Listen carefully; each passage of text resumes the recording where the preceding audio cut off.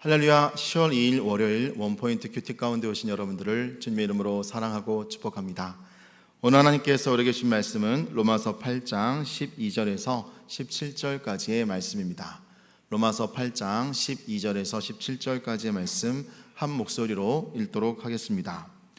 그러므로 형제들아, 우리가 빚진 자로 돼 육신에게 져서 육신대로 살 것이 아니니라. 너희가 육신대로 살면 반드시 죽을 것이로되 영으로서 몸의 행실을 죽이면 살리니 무릇 하나님의 영으로 인도함을 받은 사람은 곧 하나님의 아들이라. 너희는 다시 무서워하는 종의 영을 받지 아니하고 양자의 영을 받았으므로 우리가 아빠 아버지라고 부르짖느니라. 성령이 친히 우리의 영과 더불어 우리가 하나님의 자녀인 것을 증언하시나니 자녀이면 또한 상속자 곧 하나님의 상속자요 그리스도와 함께한 상속자니 우리가 그와 함께 영광을 받기 위하여 고난도 함께 받아야 할 것이니라. 아멘. 이 시간 아버지의 영으로 아버지의 것을 이란 제목으로 담임 목사님께서 큐티 인도해 주시겠습니다. 할렐루야. 자, 10월절입니다. 우리 월요일날 아침에 로마서 8장 12절에서 17절 함께 우리가 묵상합니다. 오늘 여기 성경에 보시면은 하나님의 영으로 인도함을 받는 것이 오늘 거듭난 그의 자녀들의 삶의 아주 중요한 모습이다. 하나님의 영은 성령님을 가리킵니다.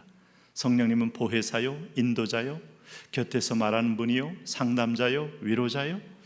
성령님이 그래서 우리하고 제일 언제든지 가도 친근하게 나를 향하여 마음을 열어주는 분이라 이 뜻이에요. 우리가 하나님은 거룩한 분입니다. 접근하기 힘들 수 있습니다. 예수 그리스도는 부활 승천하여 하나님 보좌에 앉으셨습니다. 그 주님이 우리를 위하여 죽으셨고 피 흘리셨지만은 그 주님은 지금 하나님 보좌에 계십니다. 오늘 그분이 보내신 성령님은 어머니 같은 분이에요.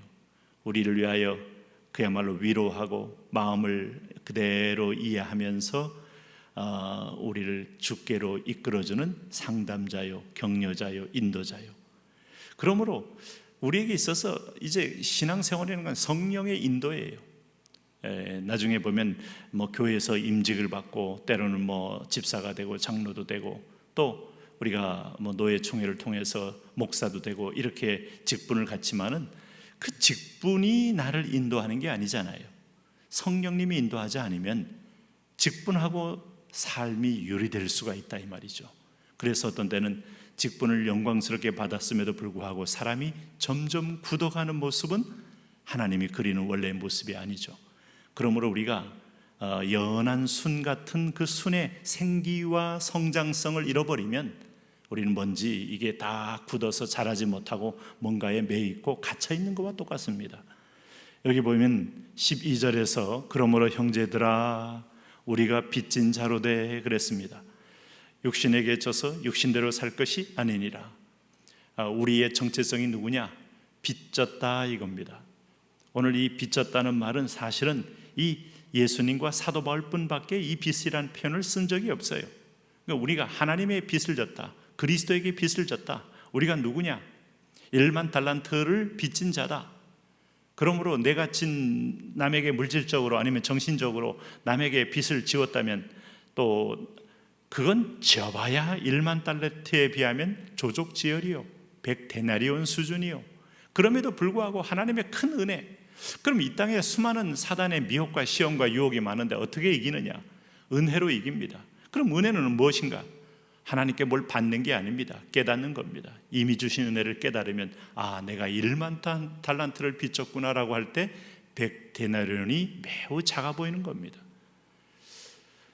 우리가 하나님께 전체를 용서받았다는 생각이 들 때 나를 향하여 서운하게 했던 사람, 배신했던 사람이 매우 그것이 미미하게 보이는 겁니다. 우리가 하나님으로부터 무한한 자선을 받았다는 걸 생각할 때 오늘 내가 남에게 빚졌는데 빚을 갚지도록 받지 못했다는 것이 매우 작아 보이는 거예요. 은혜로 상처도 이기고 은혜로 이른바 트라우마도 이기고 은혜로 자유한 겁니다. 안 그러면 우리는 이 세상의 아들이 되면 분노와 열등감과 시기와 질투 이 종이 되는 거예요. 영혼이 파괴되고 우리가 천국 가기 힘듭니다. 그러므로 13절에 반드시 우리는 그러기 위해서 육신대로 살면 반드시 죽을 것이로되 영으로서 몸의 행실을 죽이면 살리니 영으로서 성령을 따라가면 영이 살고 육이 죽습니다. 이거 육체의 소욕을 가리키죠. 육체의 소욕은 이생의 사랑, 안목의 정욕, 육신의 정욕을 가리키는 겁니다. 이것이 살아나서 나를 끌고 가면 나는 죽지만 성령이 나를 끌고 와서 육체의 소욕을 죽이면 나는 사는 겁니다. 그래서 영적 반전, 영적 분기점이 반드시 내 안에 있는 거예요. 사도 바울이 로마서 7장에서 그처럼 갈등했던 것은 육체의 소욕과의 싸움입니다. 우리가 왜 기도하느냐? 하나님이 다 해주시면 좋은데 내 결단, 내 판단, 내 의지로 이 일을 이루라는 거예요. 그러면 내가 너와 함께 하겠다는 거죠. 인간의 의지로, 인간이 판단해서 선악과를 다 먹은 겁니다. 그 대목에 대해서 하나님이 얼마나 공의가 흐르고 있습니까? 은혜로 구원하지만 결단과 순종은 내가 하는 겁니다. 최후적으로 결단을 하나님이 대신해 주는 법은 없어요. 모든 것이 감동도 주고 깨달음도 주고 하나님께서 주변에 사람도 붙여주지만 최종적인 결단은 내 몫이에요. 내가 결단하는 겁니다. 죄의 책임이 내게 있고 순종의 이 결과와 영광이 내게 있습니다. 그러므로 영으로서 몸의 행실을 죽이면 하는 것은 성령을 따라가기로 결단하는 겁니다. 신자들이 성령을 따라가지 않고 자연스럽게 내가 원하는 것을 따라가면 충동을 따라가는 것이고 내 소욕을 따라가는 것이고 육체의 정욕을 따라가는 겁니다. 그러므로 깨어서 결단해서 새벽도 나오시고 결단해서 10시 기도에도 나오시고 결단해서 수요 목요 나오시고 결단해서 하나님께 나와 4시에 와서도 기도하시는 겁니다. 14절 말씀 보면 무릇 하나님의 영으로 인도함을 받는 사람은 곧 하나님의 아들이라. 이 아들과 아들이 된 것과 아들로서 누리는 게 큰 차이가 있어요. 우리 예수님을 믿는 순간에 우리는 이미 양자된 겁니다. 그러나 양자됐지만은 여전히 자기가 아들됨을 모르고 예전처럼 고아로, 예전처럼 노숙자로, 예전처럼 거지로 살 수 있어요. 그럼 평생 거지인 거예요. 나중에 보니까 내가 저 재벌집 아들로서 이름이 원래 올라가 있었구나. 뒤늦게 탄식해봐야 이미 다 살고 무슨 의미가 있겠습니까? 이 sonship, 아들됨을 누리셔야 돼요. 그 누리는 게 성령을 쫓아 사는 겁니다. 그렇게 되면 하나님 뭐라고 강조합니까? 15절 보세요. 너희는 다시 무서워하는 종의 영을 받지 아니하고 양자 영을 받았으므로 우리가 아빠, 아버지라고 부르짖느니라. 이 아빠라는 말과 아람어 아빠와 오늘 우리말 아빠와 애칭이 똑같습니다.